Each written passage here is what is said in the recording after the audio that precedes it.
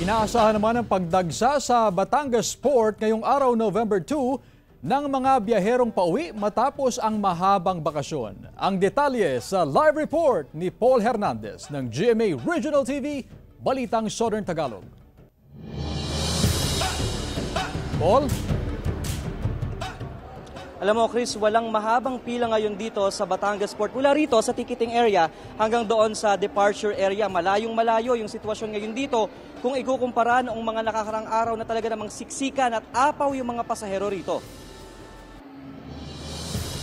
Sa pinakahuling datos ngayong umaga na Batangas Port, mahigit 600 lang ang nagtawid dagat. Mababang bilang yan kumpara sa pagsisimula nitong long weekend. Ngayong araw naman ang posibleng pagbabalik sa Batangas at ibang lalawigan sa Calabarzon, pati na sa Metro Manila ng mga nagbakasyon sa probinsya ng Mindoro, Romblon at bahagi ng Visayas. Ang mga bus handang sumambot sa mga pasahero. Inaasahan na mabilis na mapupuno ang kada unit, lalo kung sabay-sabay ang dating ng mga pasahero sa terminal. Hindi pa naman daw nagkukulang sa ngayon ang mga bumabiyaheng bus ayon sa mga bus operator.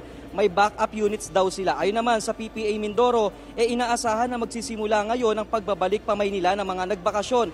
Pero sa weekend pa raw talaga yung malaking buhos ng mga pasahero. Ang pagbabahagi pa sa atin, Chris, ng PPA Mindoro, may forecast na sila na 20,000 hanggang 25,000 yung outgoing passengers mula doon sa Calapan Port sa Oriental Mindoro patungo rito sa Batangas Pier. At yan muna ang latest mula rito sa Batangas City. Chris. Maraming salamat, Paul Hernandez ng GMA Regional TV, Balitang Southern Tagalog.